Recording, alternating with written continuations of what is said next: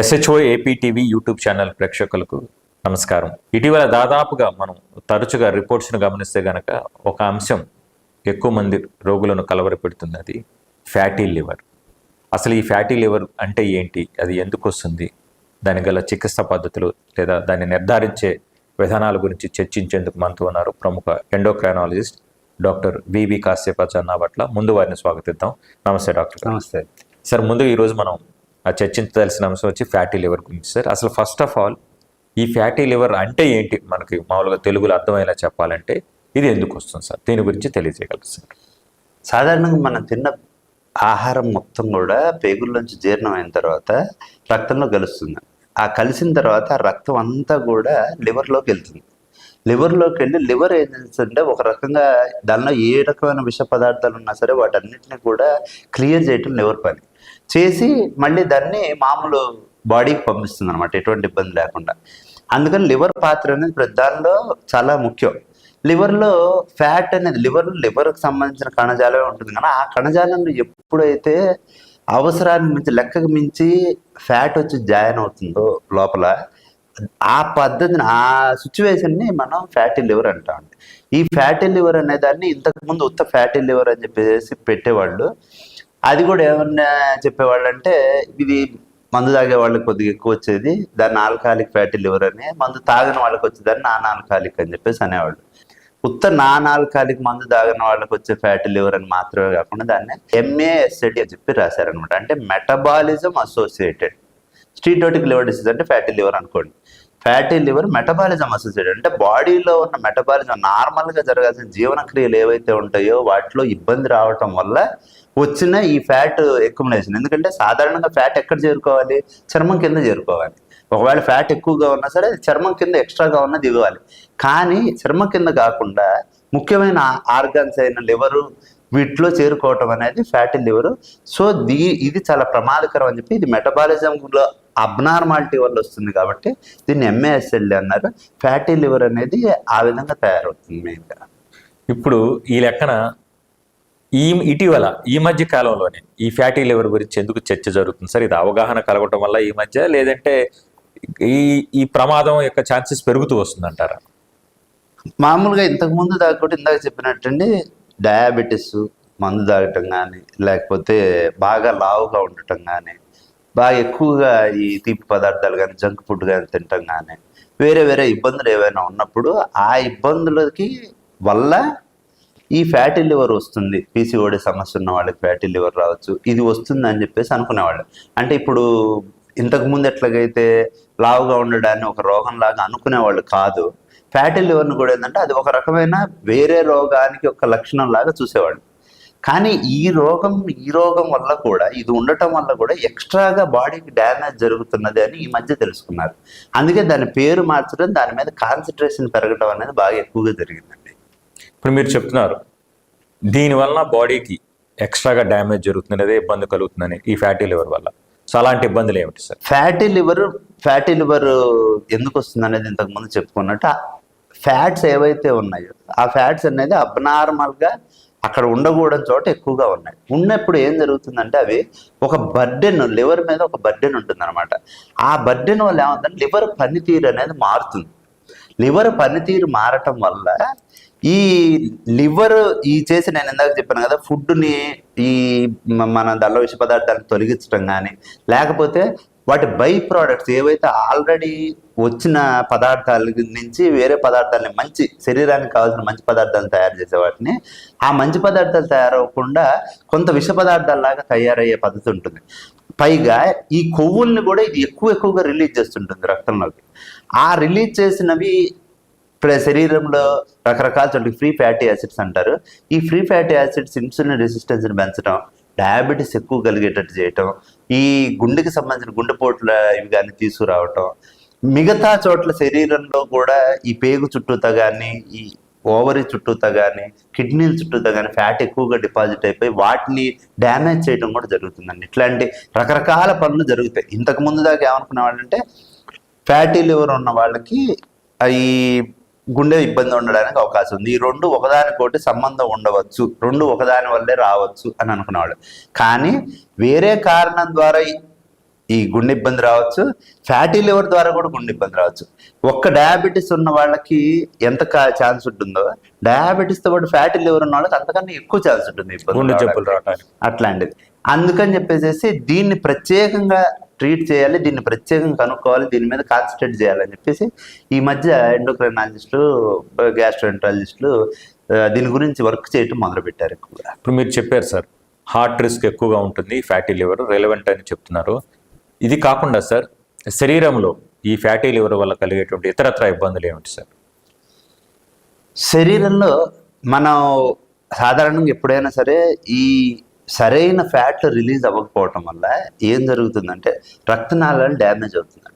రక్తనాళాలు డ్యామేజ్ జరగటం అంటే మనం ఎలా తీసుకోవాలంటే, ఒక మామూలు రక్తనాళంలో రక్తం ప్రవహిస్తూ ఉన్నప్పుడు దానిలో ఉన్న ఫ్యాట్లు కానీ దానిలో ఉన్న ఏ పదార్థం కూడా రక్తనాళం యొక్క గోడల్లోకి వెళ్ళవు.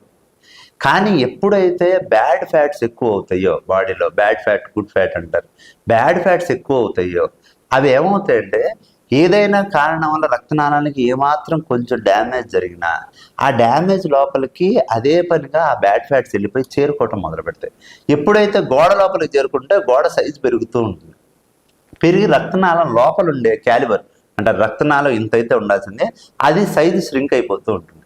ఇది ఎక్కడెక్కడ ష్రింక్ అవ్వచ్చు, వాటిని ఆ పేరుకునే వాటిని అథెరోమాటిక్ ప్లేక్స్ అంటారు. ఆ అథెరోమాటిక్ ప్లేక్స్ సంగతి చూస్తే ఎక్కడెక్కడ ఉండొచ్చు అంటే కాళ్ళకి సంబంధించిన వాటిలో కనుక అట్లాంటి ప్లేక్స్ వస్తే గ్యాంగ్రీన్ రావటం అది జరుగుతుంది. ఎందుకంటే కాలుకి రక్త ప్రసరణ తగ్గుతుంది. గుండెకి సంబంధించి వస్తే ఇందాక చెప్పినట్టుగా గుండెపోటు రావడానికి అవకాశం ఉంటుంది.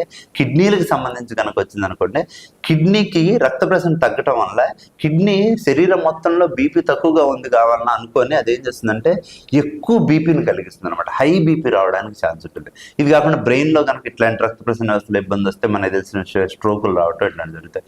కంటిలో కూడా అథెరోమాటిస్ వస్తే కనుచూపు పోవటం కానీ అవి జరగడానికి మెయిన్గా దీనివల్ల కరెక్ట్గా జరగలిగే ఏమైనా ఉన్నాయంటే ఇలాంటి వాటికి ఎక్కువ అవకాశం ఉంటుంది. ఇప్పుడు సార్, ఫ్యాటీ లివర్ ఉందని, ఈ సమస్య ఉందని ఎలా తెలుస్తుంది? అదేవిధంగా ఫైబ్రోస్కాస్ అంటే ఏంటి సార్? మనం సాధారణంగా ఏదైనా కారణం వల్ల పొట్ట స్కానింగ్ అవి చేయించుకున్నప్పుడు ఫ్యాటీ లివర్ అని చెప్పి రాయటం చాలామంది చూస్తుంటారు. వాళ్ళ లైఫ్లో కనీసం 1-2 సార్లు చూస్తుంటారు. దాదాపు 30 నుంచి 60% అంటే ఖచ్చితంగా ప్రతి వాళ్ళలో మనం చూడలేదు కాబట్టి ఎక్స్పెక్ట్ చేయటం ఏంటంటే 30 నుంచి 60% మందికి ఇప్పుడు ఇండియాలో ఫ్యాటీ లివర్ ఉండడానికి అవకాశం ఉంది. వాళ్ళు లావుగా ఉన్నా లావుగా లేకపోయినా కూడా. ఎందుకంటే ఇక్కడ ఒరిజినల్గా లావుగా ఉండటం లేకపోతే ఏదైతే ఫ్యాట్ పెరగటం అనేది మాత్రమే దానికి కారణం కాదు. దానికన్నా ముందే అంటే శరీరంలో చర్మం కింద కొవ్వు చేరుకున్న ముందే లివర్లో కొవ్వు చేరుకోవడం వల్ల ఇబ్బంది వస్తుంది. సో ఎలా ఉన్నా సరే వాళ్ళలో ఫ్యాటీ లివర్ ఉండడానికి అవకాశం. ఈ ఫ్యాటీ లివర్ వల్ల ఏమవుతుందంటే ఈ ఈ చేరుకోవటం వల్ల, కొవ్వు చేరుకోవటం వల్ల మనం మెల్లమెల్లగా లివర్ అనేది పాడైపోతుంది. మిగతా శరీర భాగాలకి ఎట్లాగైతే డ్యామేజ్ జరుగుతుందో లివర్కి కూడా అట్లాగే డ్యామేజ్ జరుగుతుంది. ఈ లివర్కి డ్యామేజ్ జరగటం 2 రకాలుగా ఉంటుంది. ఇందాక చెప్పినట్టు లివర్లో కొవ్వు చేరటం, లివర్ గట్టిపడటం. లివర్కి చాలా రీజనరేషన్ కెపాసిటీ ఉందండి. చాలా వరకు తిరిగి మళ్ళీ రీజనరేట్ అవ్వగలుగుతుంది. ఏదైనా డ్యామేజ్ అయినా కూడా దాన్ని రికవర్ చేసుకోగలుగుతుంది. బాడీలో చర్మం తర్వాత అంత ఎక్కువ రీజనరేషన్ ఉన్నది లివర్కి. ఆల్మోస్ట్ ఆల్ చిన్న ముక్క దగ్గర నుంచి ఫుల్ లివర్ తయారవ్వగలిగినంత కెపాసిటీ ఉంటుంది. ఆ రీజనరేషన్ కెపాసిటీ కోల్పోవడాన్ని లివర్ గట్టిపట్టం అంటారు. దాన్ని ఫైబ్రోసిస్ అంటారు. ఈ లివర్లో ఫ్యాట్ చేరడాన్ని ఫ్యాటీ లివర్ అంటారు. మనకి మామూలుగా స్కాన్లో చూసినప్పుడు ఏమవుతుందంటే ఈ లివర్లో కొవ్వు చేరింది అన్నట్టు మాత్రమే తెలుస్తుంది. ఎందుకంటే దాని నుంచి వచ్చే సిగ్నల్ అనేది కొద్దిగా ఆల్టర్ అయితే, అంటే కొవ్వు ఉన్నప్పుడు ఎట్లాంటి సిగ్నల్ వస్తుందో అది రావడం వల్ల మనకు ఫ్యాటీ లివర్ ఉందని తెలుస్తుంది. కానీ ఈ ఫ్యాట్ ఎంత పర్సంటేజ్ ఉంది అండ్ ఒకవేళ ఈ ఫ్యాట్ ఒక్కటే ఉందా లేకపోతే లివర్ గట్టిపట్టడం కూడా స్టార్ట్ అయిందా, ఈ రెండింటిని తెలుసుకునే స్కానింగే ఫైబ్రో స్కాన్. ఈ ఫైబ్రో స్కాన్ కూడా అల్ట్రాసౌండ్ లాగే చేస్తారండి. ఇది ఒక 4 గంటల నుంచి 6 గంటల సేపు కడుపులో ఏమి డిగ్రీ, ఇంజనీరింగ్, పీజీ పూర్తి చేసి కూడా ఉద్యోగాలు లేకుండా నిరాశగా ఉన్నారా? బ్యాంకు ఉద్యోగాలైతే బాగుంటాయి కానీ పోటీ పరీక్షల శిక్షణ సంస్థల్లో ఫీజు మీకు భారంగా అనిపిస్తుందా? అయితే ఆలస్యం ఎందుకు? మన వెనిగండ్ల ప్రక్కనే ఉన్న కౌండిన్యపురంలోని కౌండిన్య ఐఏఎస్ అకాడమీలో హైదరాబాద్ నుండి అత్యున్నతమైన ఫ్యాకల్టీతో ఆర్థిక భారం మోయలేని వారికి సేవాభావంతో లాభాపేక్ష లేకుండా కేవలం మంచి ఫ్యాకల్టీతో అతి తక్కువ ఫీజుతో నిర్వహించబడుతున్న మన ఐఏఎస్ అకాడమీలో చేరండి, చేర్పించండి, ఉద్యోగం సాధించండి. వివరాలకు doctor E V Narayana, retired principal, TGPS college, Guntur, founder and chairman cum managing trustee, Guntur, Andhra Pradesh. Cell number 9966112933. అనకుండా ఉండి చేయించుకోవాలి ఖచ్చితంగా. ఈ స్కాన్ ఉదయం పూట చేయించుకోవటం మంచిది. ఎందుకంటే నేను ఇందాక చెప్పినట్టు ఫుడ్ తినగానే ఫ్యాట్ అంతా లివర్లోకి వెళ్తుంది ముందు, అందుకని స్కాన్ తప్పు వస్తుంది గబక్కని తిని కనుక వెళ్తే మనకి.